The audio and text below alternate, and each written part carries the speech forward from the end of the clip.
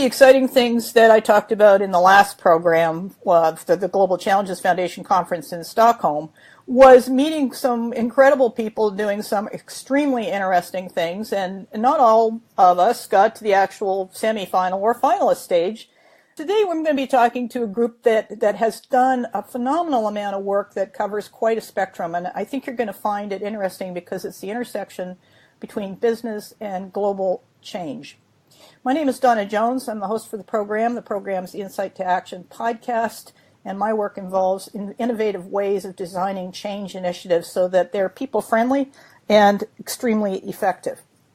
With me today is the team from impACT, and it's quite a team. So let's just start by getting you to introduce yourselves, and at the same time, if you can also talk a little bit about what is impACT and what brought you to this place of collaborating on something that could offer an alternative to the existing ways that we make decisions on these big, tough issues. This is Matiullah Rahmati from Afghanistan. I'm one of the co-founders of impACT from Kabul. And also I'm leading an initiative, which is an incubation and acceleration program from Silicon Valley by name of Founder Institute. I'm their local director. And at the same time, I'm so much interested in social activities. That's why I'm running a book club for spreading the culture of book reading in Afghanistan. So regarding your question on what's impACT for me, with the passage of the time, impACT got different senses for me and different meanings. Because we have started impACT as three of us. It was me, Ms. Nicole, and Mr. Ahmad, which we got together in Kabul after a number of horrific incidents and explosions in Kabul, where there was a lot of negative energy, and we wanted to find a window to give the people or youth in Kabul hope to continue their way, start doing things in a positive way. And that's how we started to brainstorm, and we came up with impACT. So that's how it born. And then it was a very good event organized in Kabul where we had like people from different backgrounds, but at the end of the day, they were all contributing to the same cause. And that was giving hope and positive energy to youth who were part of the program. And hopefully we had around 350 participants, and most of them were youth. And that was a very good program, and it could be successful in Kabul. And right after that, we moved to Berlin, which was the second step for impACT. And then for me, impACT, that time it changed its meaning. And rather than like giving only a positive image or being a window for hope, that time it became like a messenger or platform where it changed the narrative on countries like Afghanistan at the first stage. And at the second stage, impACT became a bridge for connecting different ecosystems, because that time we took with us 11 social entrepreneurs from Kabul, and we took them to Berlin. And that's how they could work on projects together with the participants from Berlin. And after that, the third meaning or sense that impACT got at that time was like a platform which introduces with solutions to local problems in different countries. So that's basically impACT for me, and now it's growing more and more, and it adds on. My name is Tobias. I'm working for GIZ, which is Germany's leading provider for sustainable development services. But at the same time, I am also an entrepreneur, and I'm highly interested in things that happen all across the world, innovative initiatives, and analyze what makes them successful and how they could actually collaborate with larger institutions. I joined the impACT team when impACT moved from Kabul to Berlin. What Mati said, it's for me essentially the same thing. If you would like to ask me to how to describe it in more technical terms, I would say impACT is the platform that connects social entrepreneurship ecosystems, promoting social entrepreneurship as a way of achieving the SDGs and bringing together more established organizations with younger organizations and providing them kind of the framework to come together, develop ideas together and implement them afterwards. And what has started in Kabul now is basically going now globally. It has been in other countries as well. I'm sure Allah will talk about it in just a second. What we are also seeing is that there's so much more potential in it, that there are, let me put it the other way around. I'm working for a large organization. I do believe that we are doing a very good work, but we are missing the agility and the innovativeness of the swarm of entrepreneurial initiatives that we see across the globe. And I think that there's a huge potential that can be harvested if you bring these many initiatives together, if you connect them in a meaningful way, and if you provide a framework that allows them to grow. And then I joined the team. Hi, my name is Ala. I'm from Beirut, and I'm the MENA director of impACT. After the event in Berlin, Nicole came to Beirut, and we started working on the MENA region because it's not like an actual conflict zone. It's more of a post-conflict zone. So here we have social entrepreneurship booming in the country. We have lots of support for social entrepreneurs, and lots of organizations are investing in teaching young students and young adults and pushing them forward for them to learn how to work for a better future for all the citizens. So what we're doing here, we held an event. We had an event in Beirut, and now we're organizing an international event in Beirut. In addition to several other events in the MENA region, we have an upcoming event in Amman and an upcoming one in Cairo this year, and several upcoming events for the beginning of 2019. In all the different events, we work on partnerships and diversity. We want people to know that social entrepreneurship doesn't work only in one context. It can be applied to different contexts. We work on raising awareness about the importance of social entrepreneurship and the support that we can give to the citizens and to everyone in different countries. And we're trying to take and implement several social enterprises from different countries and assembling them into like a network whereby different people from different ecosystems can benefit from.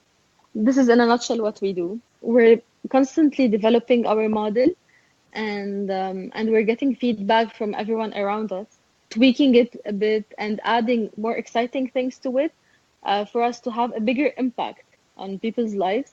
And for now, we had very positive feedback.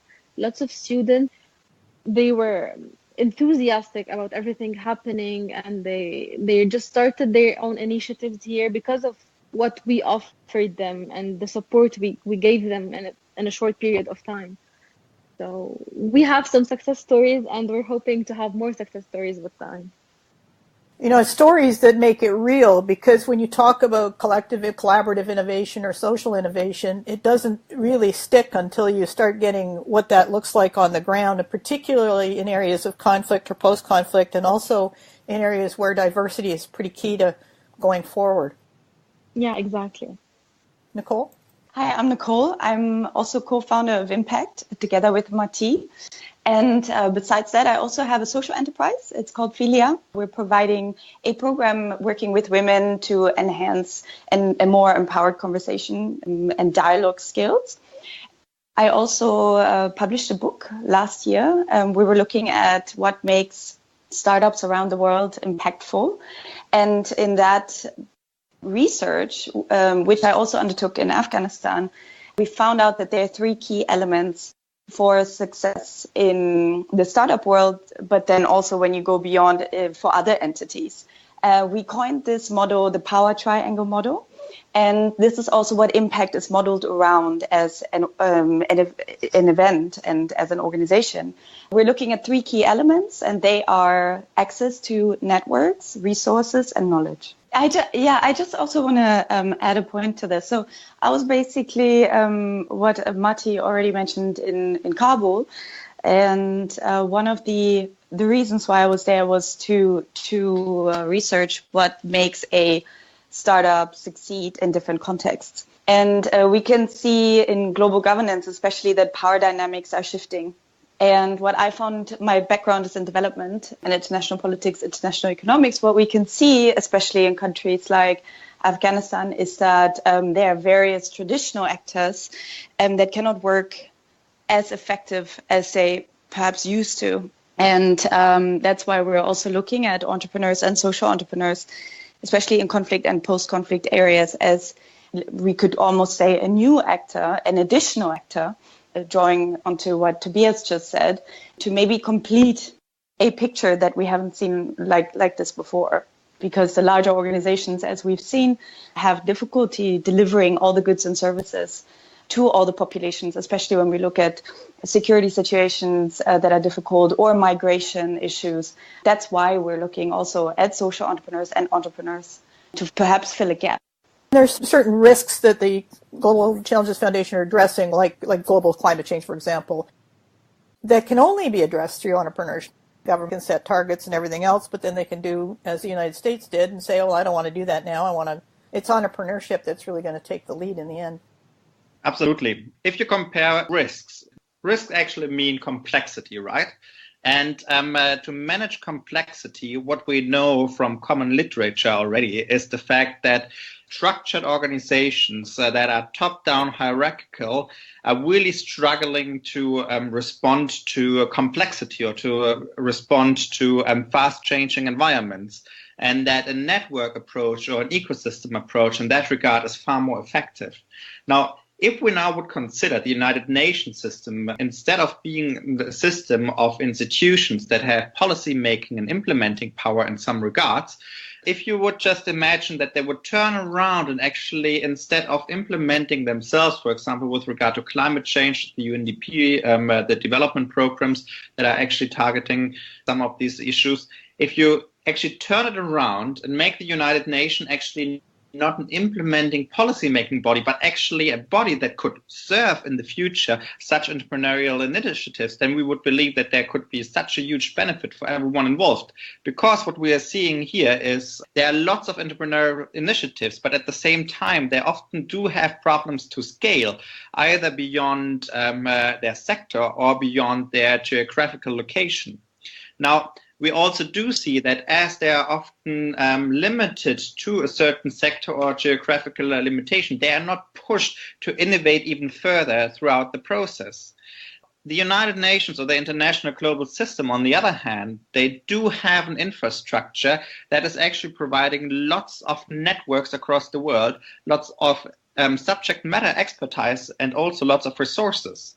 But at the same time, with these more traditional organizations, they have really problems with regard to agility and with regard to innovation. If we can actually merge the two, if we could merge or support young entrepreneurs or entrepreneurial initiatives to actually connect with such an infrastructure, and if the infrastructure of the global governance system would be there to connect these entrepreneurial initiatives, provide them resources and networks, that would actually in return allow these entrepreneurial initiatives to scale, to make impact. Yeah, I love this idea. Tobias, based on that description that you've just given, it begs the question that I want to put to both Madia and Ala. You know, in a lot of countries, and yours aren't the only ones, but because it's everywhere, there are very rigid rules about how things get done, particularly the power structures. And so there's this arc of creativity that's coming out of youth that can power this kind of change globally. And it runs smack into the old world view that very hard to shift. What are your observations in your countries about how important it is for those partnerships to emerge versus just simply design something new that will replace the old? Well, social entrepreneurship is new to Afghanistan, and itself, the entrepreneurship, it was introduced it was during 2013 that for the first time there were some organizations that stepped in Afghanistan, and then they introduced what is entrepreneurship, which Founder Institute was one of the first of its type organization which entered to Afghanistan. And then they have started with a mentorship and training program where they spreaded the word of entrepreneurship. But with the passage of the time during 2014 and 15, it kind of could find its place in the market. But now, hopefully, people know about entrepreneurship. It's an attractive subject in the market, and people are so interested in it. And now, regarding the social enterprises or social entrepreneurship, it's brand new and it's new to our market. But the thing is here that recently government in Afghanistan is also putting attention on entrepreneurs and social entrepreneurs in our market, because it was like around a month and a half ago that the presidential palace had organized a conference by name of Labor Conference, and part of that they had the representative of private sector, which most of them were entrepreneurs and social entrepreneurs. It shows that there is an interest from government side that they want to bring different actors together, and at the end of the day, this is what we want in impACT.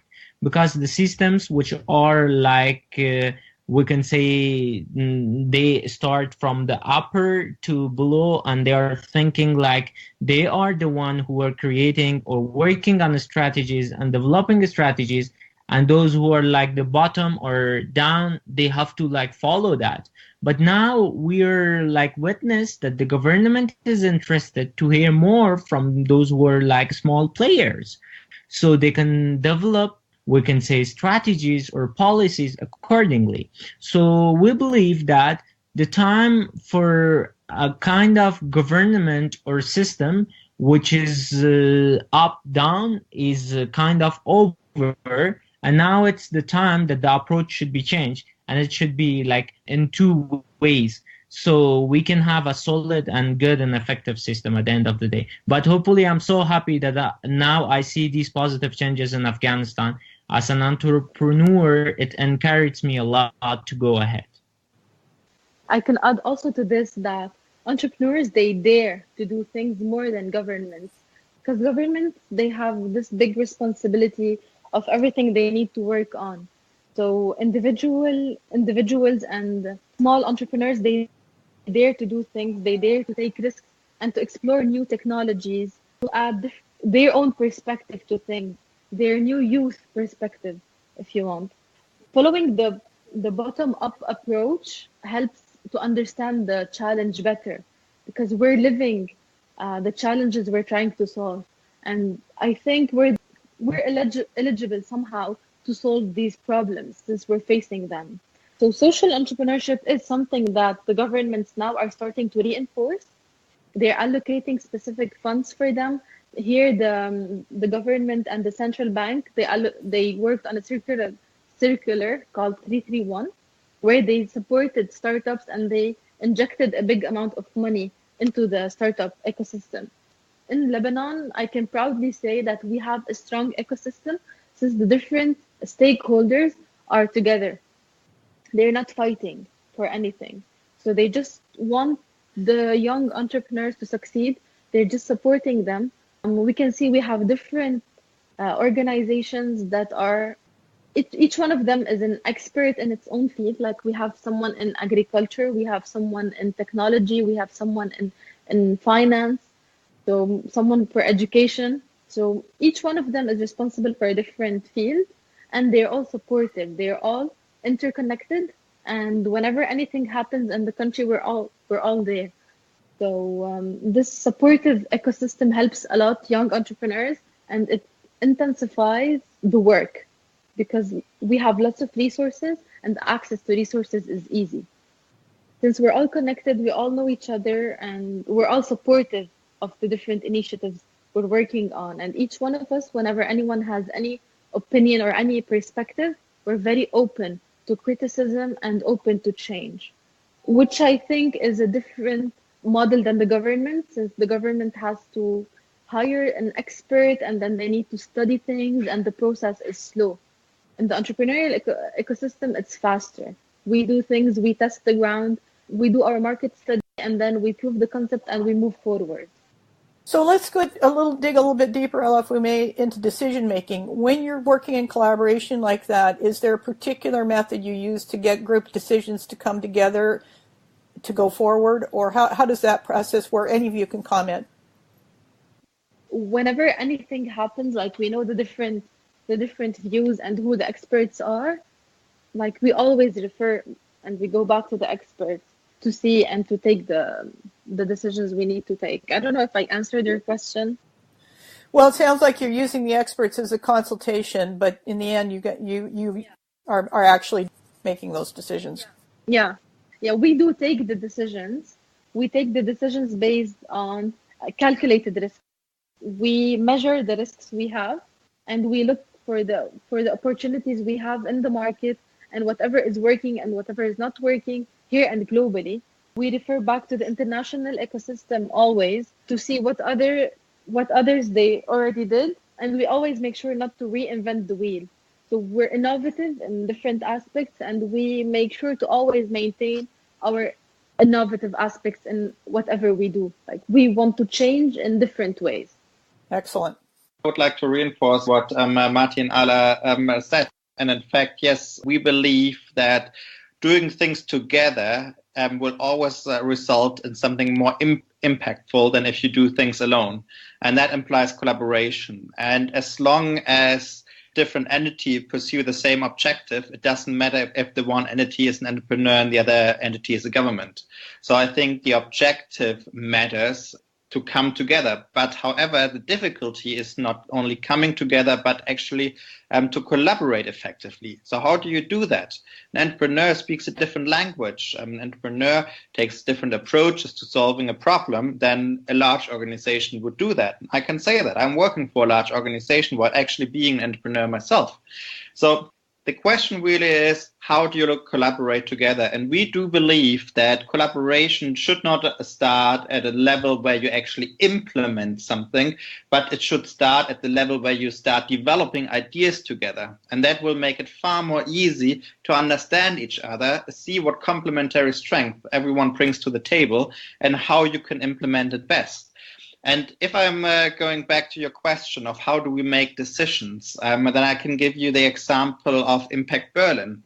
In impACT Berlin, it was the first challenge to create actually a space where people meet independent of their functions, independent of the organizations they were having in the background, but actually to meet in a way that everyone was on an eye level, was equal amongst equals, but with the same interest, with the same objectives in mind.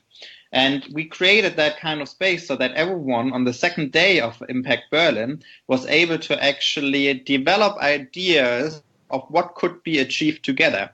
And then the decision was made of which of the project to pursue was not made as much by an expert panel. They played a role as well, but even more importantly, we recognized that everyone in the room is an expert, and that everyone in the room should make a decision of what are the most effective and the most promising projects. So we had around 15 proposals at the time. It was a small scale, but this is where you can see the potential to grow. And we decided to work on 10 of these projects the next days. And the approach that we were then taking was basically kind of a mixed design thinking approach with some other elements included that resulted in the end in 7 projects that are now implemented in one way or another with partnerships where it was right from the beginning clear what everyone is bringing to the table.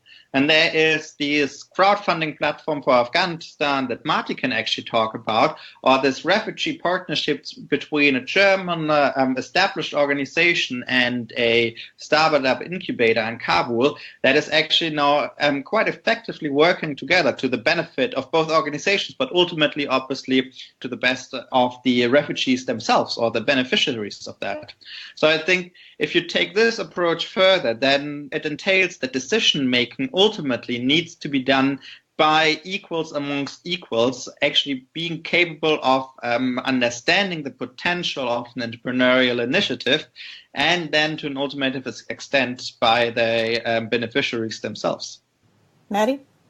As Tobias said, I just want to add to it that while we are talking about like making decisions between entrepreneurs, the thing is here that everyone has a part of expertise, or everyone is good in one part. So he or she is consulted based on like the expertise that he or she can provide. And most of the times, whatever we're doing and even in places that we need to take a decision, it's more like who is based on what and how we all like share ideas.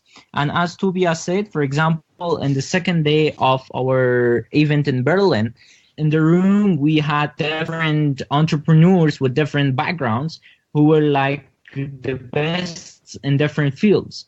But out of like 15 projects, there were only 10 that the people wanted to work on.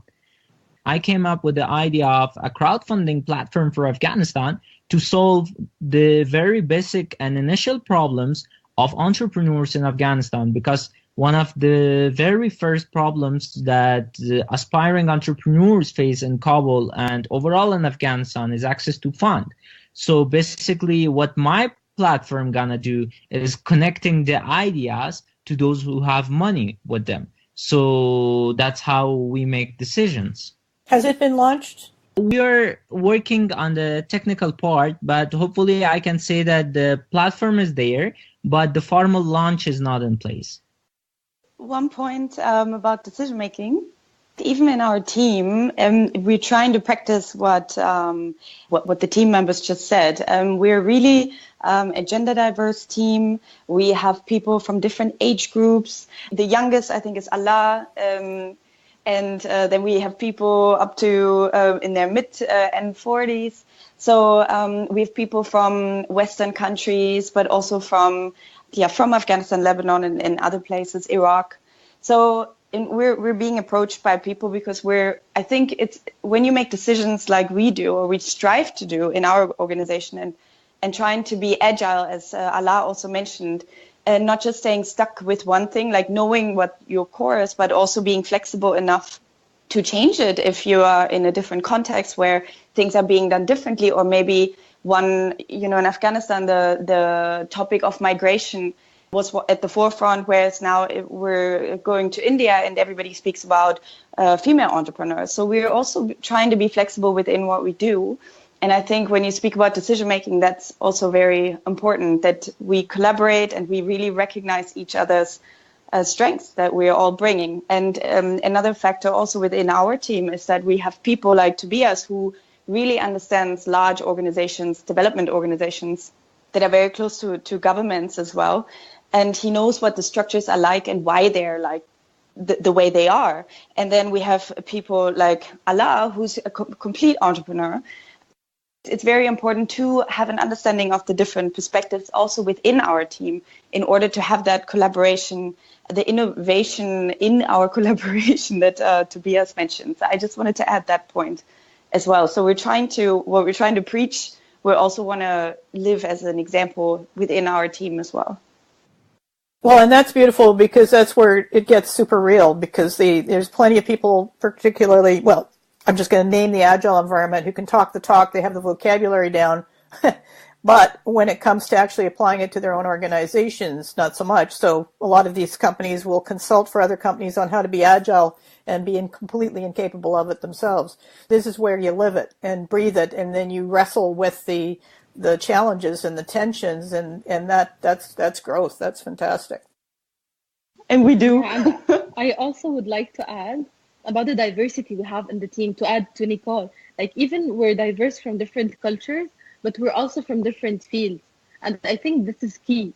Like, Tobias has a totally different expertise, if you want, than me, for example. I have Wonder Ed, and we work on teaching coding for preschoolers through storytelling. Nicole has Philia, and they work on women empowerment.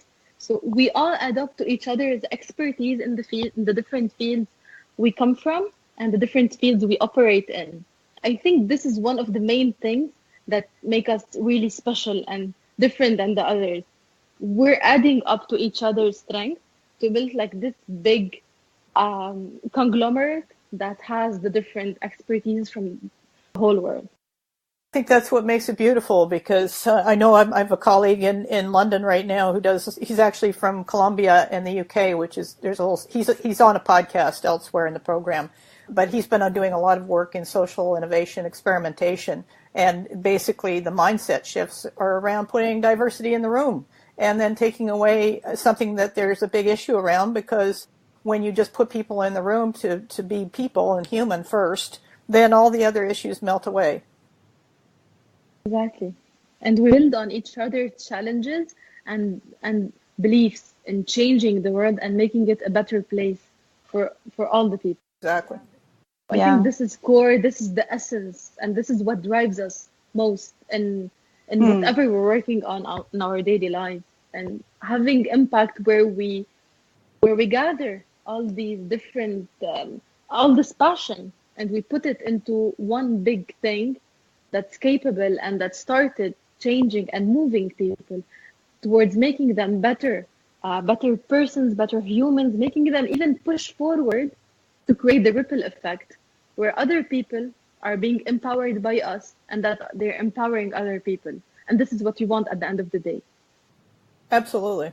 What I'd like to ask you now has to do with what I can see as a gap, and I could be wrong on this, but in the United States, and I'm not from the United States, I'm from Canada, but in the United States, and probably in Canada too, but to a lesser extent, companies run government. Elsewhere, it's completely different.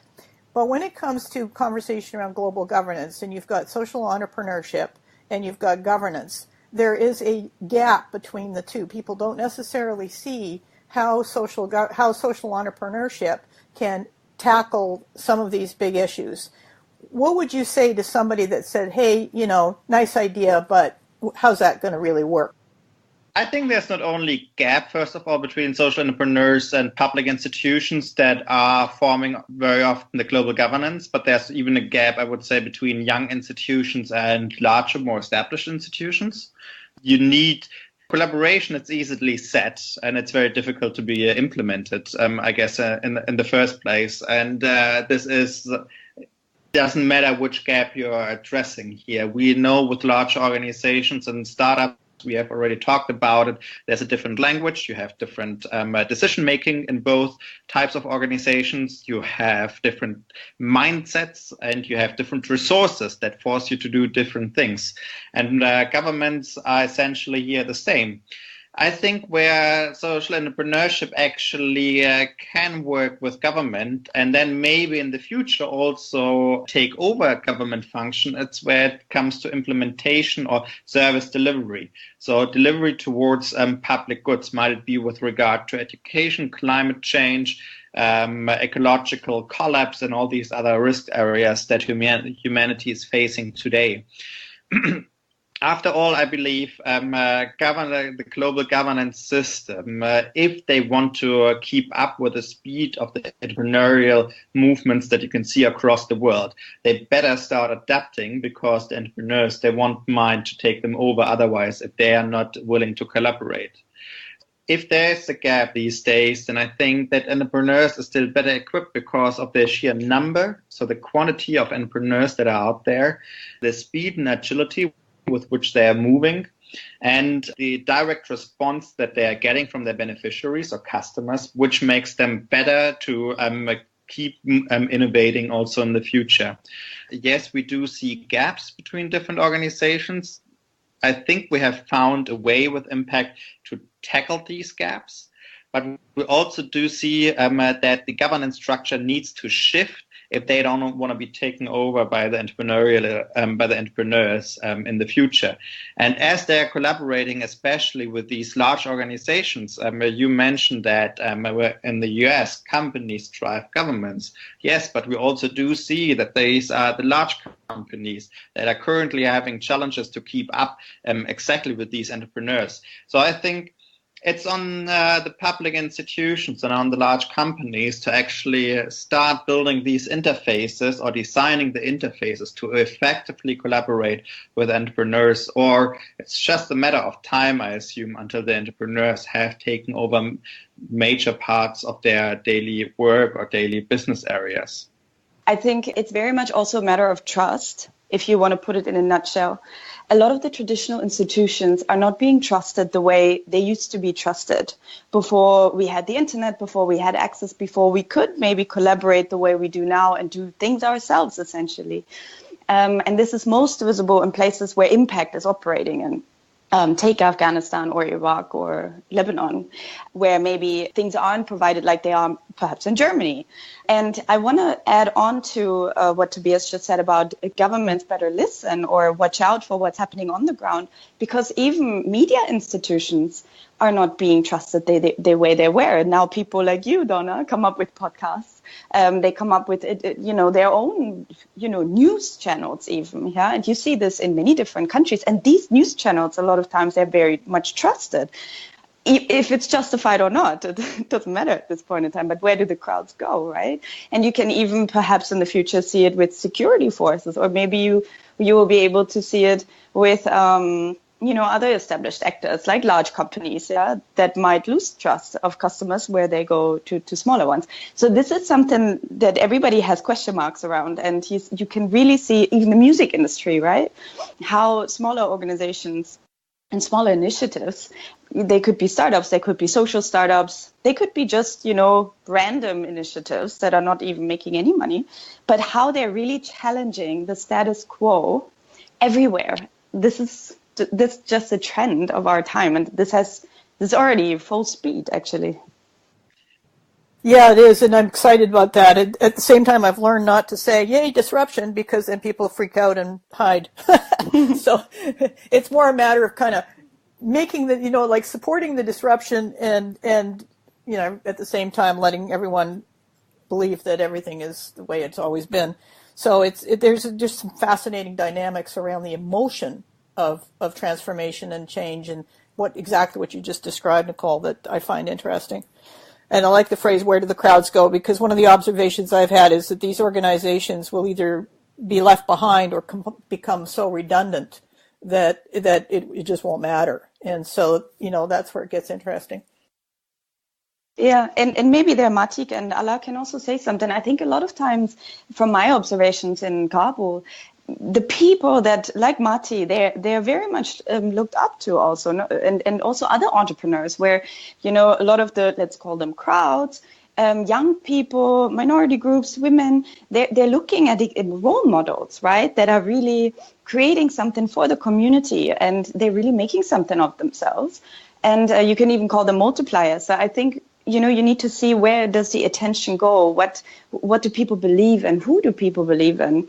And I think this is a key question that we need to address. But impACT does really try to, translate, as Tobias also said, yeah, the language of the different key stakeholders, because what is our aim? It's not to, just draw all attention to entrepreneurs. That's not necessarily what we're looking at. We're really looking at what challenges are we facing, what common challenges are we facing as a humanity, right? And we want to kind of put the attention out there and also move away, from the people's politics. Like, is it Trump? Is it Hillary? Yeah. I mean, we need to look at our environment. Maybe we need to look at education and start having a different conversation. Yeah. And this is what impACT is doing. Yes. To add on what Nichols just said, is that platforms like impACT, they are giving some sort of feeling to the people who are following these platforms that we as people, we're not only followers. We can make the trend and we can make others follow us, and we can start the change within ourselves. Because this is the core behind the social entrepreneurship. That if you are an individual, you're living somewhere, you're facing a problem, and you want to solve the problem, and at the end of the day, you want to make a business out of it, and you have more important criteria or things which are important for you at the end of the day than the monetary value of that, which is cultural, which is some other important things which are more important than the financial side. Then you can become a social entrepreneur, a change maker, and the person who can bring the change. Because while we had our conference in Kabul in 2017, there were as I mentioned before, around 350. And at the end of the day, people who were part of the conference, they were inspired because we gave them the feeling that every one of them has the potential to become a social entrepreneur or a change maker in their community. So I believe platforms like impACT can contribute more and more to people's and to make them feel more responsible, not only for themselves, for their family, but more to their community.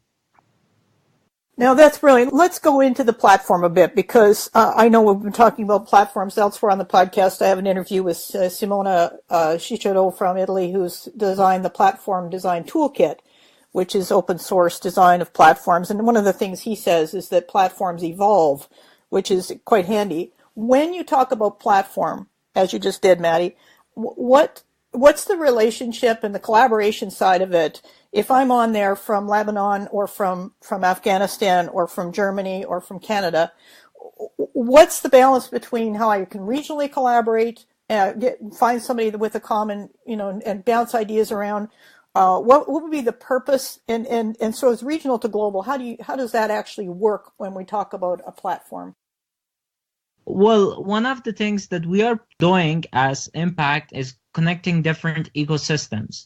And we want to connect these people that have the same kind of background. They're social entrepreneurs, they're change makers, and at the end of the day, they want to contribute to the same goal. That's what we have done when we had an event in Kabul. We have gathered from Afghanistan, but different kind of background, from government, from private sector, from educational backgrounds. They came together and participate to the program. And while we had the event in Berlin, so we had entrepreneurs from Kabul and also entrepreneurs and change makers from Berlin who were German and also some immigrants. So they worked together on the common projects in order to provide with solutions for Afghanistan or for some of the challenges what immigrants had in Germany. So basically, by this platform, we are connecting people. We are providing them with the opportunity to meet like-minded people from other countries. And then with the passage of the time, we do follow-ups on their collaboration, on their cooperation and the projects they were working in common. And as impACT, what we want to do is the first that we want to provide them with the opportunity to connect. Then we want to follow up with them. And then if they face any challenge or any problem with that, we want to provide them with solution and support them in order to nurture these kind of cooperation. I would like to just dig a bit deeper into that. I think what you just said, Donna, that platforms evolve perfectly fits impACT. impACT was established or founded as an initiative less than a year ago.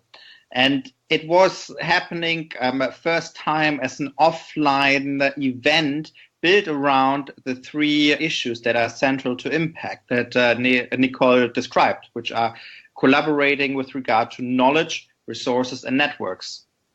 So these were the three pillars around which impACT was structured right in the first, right from the start. And in Kabul, it was Afghanistan only. With a few people actually coming in from Pakistan, but with lots of different backgrounds, but mainly entrepreneurs and people who want to make a difference. In Berlin, we extended that. And in Berlin, it was already bringing together different ecosystem, literally in Berlin, bringing together different ecosystem players from the entrepreneurship scene in Kabul and Berlin, and actually coming together not only around the three pillars, resources, networks, and knowledge, but actually turning all of that jointly, collaboratively into action, into the 7 projects that have evolved from Berlin. And then afterwards, going to Beirut now in the future, to Delhi and to Baghdad, we are really building exactly onto that, but we're keeping the context, or we call them chapters by now, in Kabul, in Berlin, in Beirut, and in the future in Baghdad and Delhi. So we always have people that are on the ground actually engaged, that are supporting impACT as a platform. But this is just the first step. I mean, again, as we've just said, impACT is less than a year old. So what does it mean to collaborate beyond these happenings in these cities where people actually meet, and beyond our follow-ups? What is it that will make a difference? This is something that we are working currently on, and this is something that is probably going into connecting people beyond that platform, bringing people together, because what we are having now is really good outreach in these countries and cities. And with the people on the ground, we can provide access to knowledge, resources, and networks beyond the events and that have taken place. And this is wherever this is taking us, it's to be seen, but we are currently working on that. And this is also something that we have put into the proposal for the Global Challenge Foundations, and we hope that we will take this thinking further together with them. And one more aspect that has come out in this interview, and which I wanted to highlight as well, is we very much focus on cities. So we're in A-type and B-type cities, so Kabul, Berlin, Beirut. So we're going to a lot of the capitals, but we want to also expand outside of the capitals, because cities are very interesting, because a lot of times they are the problem and the solution to a lot of these global challenges that we're facing. Yeah, if we look at where a lot of the infrastructure is and where people from governments and from rural areas can connect. A lot of times it is in cities, and that's also why we place a lot of importance to cities and why we want to connect people from cities regionally, but also beyond regions to each other. To me, it's so exciting because I operate best on the global scale. I figured that out when we were in Stockholm. I just thought, oh my gosh, I started this in '82 and just kept going into different environments where there were global conversations. So what you're doing is just so exciting. Let's go back to just do a round table before we close off, because this program's a bit longer than I would normally do for a very special reason, because you've got so much going on here that's so exciting. Let's go to each of you and just get a bit of advice, if you could, for the listener who is interested in participating, the social entrepreneur is listening and doesn't quite know how. How can they support you? How can they get involved? Yeah, I think rising from the crowd and being part of the people that are in pain is key and is essential. Because I totally believe that we can achieve lots of things whenever we're the people that are in pain, and we can push forward in the different causes we're working on from the pain we have. So I think this is the key thing I really focus on when I do mentorship and when I talk to entrepreneurs in general. They should always remember that they're working to solve the pain they were through, or someone very close to them is going through. And I think this is one of the keys to success. Whenever there's pain, there's the drive, there's the passion, there's everything that gathers and that creates this power within an individual for him to achieve and to work harder on the cause he's working on. I would say, don't expect us to tell you what to do, but if you have an idea yourself, if you have the passion, the energy, the drive to actually change something in the world, and if you're looking for partners, or if you're looking for people to join you, if you're looking for resources or networks, then it's time to reach out to us. On the other hand, obviously, if you want to organize impACT in your town, this is we're looking always for people like you as well. Then we would be more than happy to work with you and see how we can set up impACT in your city. If you're a change maker, if you are a person who's looking to bring positive changes to their community, and you feel like you're alone, you cannot do it on your own, but you have the passion, just let us know. Yeah, this was very beautifully said by my team members. I would like to add to it that it all starts with yourself, and it all starts with your own vision that you have. It all also starts to act. It's easy to see what's wrong in the world. We know what's wrong. We all even can, come up with what people should do and what the government should do and what shouldn't and should be. That's also okay. But what we're looking at is action. And action really comes from taking access even, or providing, like coming to us and asking for it, or finding alleyways, access to networks, resources, and knowledge. Because if you have these three elements in place in a balanced way, then you can act in a very impactful way. Wonderful to chat with all of you. Thank you very, very much for being on the program. I would love to help somehow. I don't know how. So just, maybe we can chat about that offline. But if there's some role I can play, certainly I do a lot of sense making for you. So as long as I can be of support, I'd love to do that. Thank you each of you for being on the program. Thank you. And I look forward to seeing what evolves next. Thank you so much. Great. Thanks. Thank you so much. Fantastic. It's been a pleasure. Out of all the programs I've done, this one really resonates strongly with me with respect to the vision I've been having for the world for a considerable length of time. So I'm delighted to have brought you into it so you can actually see the power of what, and feel the power of what happens when people get together with a shared vision for what's possible. They can make it happen. So thank you for joining me. My name is Donna Jones. You'll find me on LinkedIn. You'll also find me on Twitter at EPDAWNA_Jones, Jones, and also on Facebook at www.fb.com, From Insight to Action. Please share this program. The more we get out to provide hope for the future, the better.